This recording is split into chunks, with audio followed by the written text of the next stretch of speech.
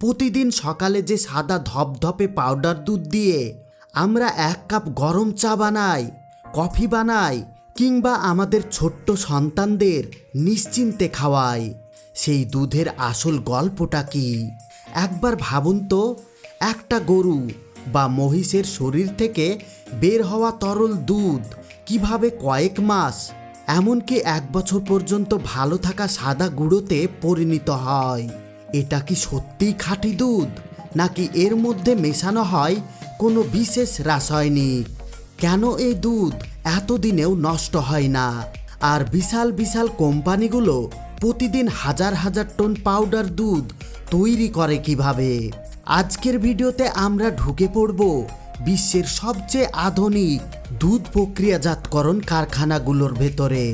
আমরা দেখব খামার থেকে শুরু করে দোকানের তাক পর্যন্ত পাউডার দুধের পুরো যাত্রা। আর ভিডিওর শেষের দিকে আমি এমন একটি তথ্য শেয়ার করব যা জানার পর পাউডার দুধ সম্পর্কে আপনার ধারণা সম্পূর্ণ বদলে যেতে পারে। তাই ভিডিওটি শেষ পর্যন্ত দেখুন, কারণ আজ আমরা জানব পাউডার দুধের আসল সত্য। প্রতিদিন ভোরের আলো ফুটতেই ভারতের বিভিন্ন রাজ্য, বিশেষ করে গুজরাট, পাঞ্জাব, হরিয়ানা এবং মহারাষ্ট্রের হাজার হাজার কৃষক তাদের গরু ও মহিষের কাছ থেকে তাজা দুধ সংগ্রহ করেন। বহু মানুষের কাছে এটি শুধু একটি পেশা নয়, বরং প্রজন্মের পর প্রজন্ম ধরে চলে আসা একটি জীবনযাত্রা। দুধ সংগ্রহের পর সেটি সরাসরি কারখানায় পাঠানো হয় না, বরং প্রথমে নিয়ে যাওয়া হয় স্থানীয় সংগ্রহ কেন্দ্রে। এখানেই শুরু হয় প্রথম পরীক্ষা। অনেকেই মনে করেন কৃষকের কাছ থেকে দুধ সংগ্রহ করেই সরাসরি কারখানায় পাঠিয়ে দেওয়া হয়, কিন্তু বাস্তবতা সম্পূর্ণ ভিন্ন। সংগ্রহ কেন্দ্রে প্রতিটি লিটারে দুধের ফ্যাট, প্রোটিন, ঘনত্ব এবং বিশুদ্ধতা পরীক্ষা করা হয়। আধুনিক যন্ত্রের সাহায্যে দেখা হয় দুধে পানি মেশানো হয়েছে কিনা, কোনো ভেজাল আছে কিনা, কিংবা ক্ষতিকর রাসায়নিকের উপস্থিত রয়েছে কিনা। যদি সামান্য ত্রুটিও ধরা পড়ে তাহলে সেই দুধ বাতিল করে দেওয়া হয়, কারণ একটি খারাপ ব্যাচ পুরো উৎপাদন ব্যবস্থাকে ক্ষতিগ্রস্ত করতে পারে। সব পরীক্ষা উত্তীর্ণ হওয়ার পর দুধ বিশাল স্টেনলেস স্টিলের ট্যাঙ্কারে ভরে পাঠানো হয় বিশাল দুধ কারখানার দিকে। এই ট্যাঙ্কারগুলো সাধারণ ট্রাকের মতো নয়, এগুলোতে বিশেষভাবে ইনসুলেন্ট থাকে, যাতে বাইরের প্রচণ্ড গরমও দুধের তাপমাত্রা নিয়ন্ত্রণে থাকে এবং ব্যাকটেরিয়া বৃদ্ধি না পায়। ঘন্টার পর ঘন্টা পথ পাড়ি দিয়ে যখন এই বিশাল ট্যাঙ্কারগুলো কারখানার গেটে পৌঁছায়, তখন শুরু হয় আরেকটি কঠিন পরীক্ষা। কারখানায় ঢোকার আগে দুধের নমুনা সংগ্রহ করে ল্যাবরেটরিতে পাঠানো হয়। এখানে ব্যাকটেরিয়া, অ্যান্টিবায়োটিক, কীটনাশকের অবশিষ্টাংশ এবং আরও অনেক কিছু পরীক্ষা করা হয়। ভাবুন একবার, হাজার হাজার লিটার দুধ ভর্তি একটি সম্পূর্ণ ট্রাক যদি পরীক্ষায় ফেল করে, তাহলে পুরো দুধই বাতিল করে দেওয়া হয়, কারণ খাদ্য নিরাপত্তার ক্ষেত্রে কোনো ধরনের আপোষ করা হয় না। সব পরীক্ষায় সফল হওয়ার পরেই দুধকে অনুমোদন দেওয়া হয় এবং বিশাল স্টেনলেস স্টিলের পাইপের মাধ্যমে সেটি কারখানার মূল অংশে প্রবেশ করে। এখান থেকেই শুরু হয় দুধকে পাউডারে রূপান্তরের অবিশ্বাস্য যাত্রা। প্রথম ধাপের নাম পেস্টোরাইজেশন। নামটা শুনতে কঠিন লাগলেও এর কাজ খুবই গুরুত্বপূর্ণ। দুধে এমন কিছু অণুজীব থাকতে পারে যা মানুষের শরীরের জন্য ক্ষতিকর। এই জীবাণুগুলোকে ধ্বংস করার জন্য দুধকে খুব অল্প সময়ের জন্য উচ্চ তাপমাত্রায় গরম করা হয়। বিশাল স্টিলের চেম্বারের ভেতরে দুধকে প্রায় 72 থেকে 76 ডিগ্রি সেলসিয়াসে তাপমাত্রায় নিয়ে যাওয়া হয়। মজার বিষয় হলো, এই তাপমাত্রায় দুধকে বেশিক্ষণ রাখা হয় না, মাত্র কয়েক সেকেন্ড পরেই সেটিকে দ্রুত ঠান্ডা করে প্রায় 4 ডিগ্রি সেলসিয়াসে নামিয়ে আনা হয়। প্রচণ্ড গরম থেকে হঠাৎ প্রচণ্ড ঠান্ডায় নিয়ে যাওয়ার এই প্রক্রিয়ার ফলে ক্ষতিকর জীবাণু ধ্বংস হয়ে যায়, কিন্তু দুধের পুষ্টিগুণ অনেকটাই অনক্ষণ থাকে। এই কারণে কারখানার দুধ দীর্ঘদিন ভালো থাকে। এবার আসে আর একটি গুরুত্বপূর্ণ ধাপ, হেমোজেনাইজেশন। আপনারা নিশ্চয় বাড়িতে ফুটানো দুধের ওপরে জমে থাকা সর বা চর্বির স্তর দেখেছেন, কিন্তু পাউডার দুধে এমনটা দেখা যায় না, কারণ এই ধাপে অত্যন্ত উচ্চ চাপে দুধকে বিশেষ যন্ত্রের ভেতর দিয়ে প্রবাহিত করা হয়। ফলে চর্বির বড় বড় কণাগুলো ভেঙে অতি ক্ষুদ্র কণায় পরিণত হয় এবং পুরো দুধে সমানভাবে ছড়িয়ে পড়ে। এর ফলে দুধের প্রতিটি অংশ একই রকম হয় এবং পরবর্তীতে পাউডার পানিতে মেশালে সহজে গলে যায়। এখন পর্যন্ত দুধ তরল অবস্থাতেই আছে, কিন্তু সামনে আসছে সেই ধাপ যেখানে সত্যিকারের জাদু শুরু হয়।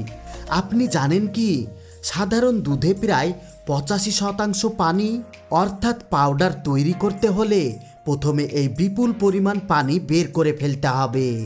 এই কাজের জন্য দুধকে পাঠানো হয় বিশাল ভ্যাকিউম ইভাপোরেশন চেম্বারে। এখানে বাতাসের চাপ কমিয়ে দেওয়া হয়, ফলে কম তাপমাত্রাতেই পানি বাষ্পে পরিণত হতে পারে। এর ফলে দুধের স্বাদ, গন্ধ এবং পুষ্টিগুণ অনেকটাই অক্ষত থাকে। ধীরে ধীরে দুধের ভেতর থেকে অধিকাংশ পানি বের হয়ে যায় এবং দুধ ঘন হয়ে কনডেনশন মিল্কের মতো আকার ধারণ করে। এখন শুরু হতে যাচ্ছে পুরো কারখানার সবচেয়ে রোমাঞ্চকর ধাপ। এই প্রযুক্তির নাম স্প্রে ড্রাইং। এটি দেখতে কয়েকতলা উঁচু একটি বিশাল স্টিলের টাওয়ারের মতো। ঘন দুধকে টাওয়ারের একেবারে উপরে নিয়ে যাওয়া হয় এবং বিশেষ নজেলের সাহায্যে কুয়াশার মতো ক্ষুদ্র ক্ষুদ্র ফোঁটায় পরিণত করে নিচের দিকে স্প্রে করা হয়। একই সময়ে নিচ থেকে উপরের দিকে প্রবাহিত করা হয় অত্যন্ত গরম বাতাস। এই বাতাসের তাপমাত্রা এতটাই বেশি যে দুধের ক্ষুদ্র ফোঁটাগুলোর ভেতরে থাকা অবশিষ্ট পানি মুহূর্তের মধ্যে উড়ে যায়। আর তখনই ঘটে আসল জাদু। তরল দুধ মাটিতে পড়ার আগেই শুকিয়ে যায় এবং পরিণত হয় মেহি সাদা পাউডারে। ভাবুন একবার, কয়েক সেকেন্ড আগেও যা ছিল তরল দুধ, সেটাই এখন একদম শুকনো গুঁড়ো। এটাই আধুনিক খাদ্য প্রযুক্তির অসাধারণ শক্তি। অনেকের মনে প্রশ্ন আসে, এই পর্যায়ে কি কোনো কেমিক্যাল মেশানো হয়? সাধারণ মিল্ক পাউডারের ক্ষেত্রে উত্তর হলো না। মূলত দুধের পানি সরিয়ে ফেলার মাধ্যমেই পাউডার তৈরি করা হয়। তবে শিশুদের জন্য তৈরি বিশেষ ফর্মুলা দুধে অতিরিক্ত ভিটামিন, মিনারেল, আয়রন এবং অন্যান্য পুষ্টি উপাদান যোগ করা হয়, যাতে শিশুদের শারীরিক ও মানসিক বিকাশে সাহায্য করে। এগুলো ক্ষতিকর রাসায়নিক নয়, বরং পুষ্টিবৃদ্ধির জন্য যোগ করা হয় উপাদান। এখন প্রশ্ন হলো, পাউডার দুধ এতদিন ভালো থাকে কিভাবে? এর রহস্য লুকিয়ে আছে প্যাকেজিং প্রক্রিয়ায়। পাউডার প্রস্তুত হওয়ার পর সেটিকে আবারও পরীক্ষাগারে পাঠানো হয়। দেখা হয় এর আর্দ্রতা, প্রোটিনের পরিমাণ এবং দ্রবণীয়তা ঠিক আছে কিনা। সব কিছু ঠিক থাকলে অত্যাধুনিক স্বয়ংক্রিয় মেশিনের মাধ্যমে পাউডার টিন বা প্যাকেটে ভরা হয়।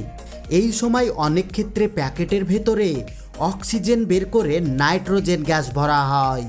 নাইট্রোজেন কোনো সংরক্ষণকারী রাসায়নিক নয়, এটি শুধু প্যাকেটের মধ্যে অক্সিজেনের জায়গা দখল করে, যাতে দুধের চর্বি নষ্ট না হয় এবং পাউডারের স্বাদ দীর্ঘদিন ভালো থাকে। এই কারণেই সঠিকভাবে সংরক্ষণ করা মিল্ক পাউডার দীর্ঘ সময় ব্যবহার করা যায়। বন্ধুরা, আজ আমরা যে পাউডার দুধকে খুব সাধারণ একটি জিনিস মনে করি, এর পেছনে রয়েছে বিজ্ঞান, প্রযুক্তি এবং হাজার হাজার মানুষের পরিশ্রম। আর এই গল্প একজন মানুষের নাম না বললেই নয়। তিনি হলেন ভারতের দুগ্ধ বিকল্পের জনক ডক্টর ভার্গিস কুরিয়েন।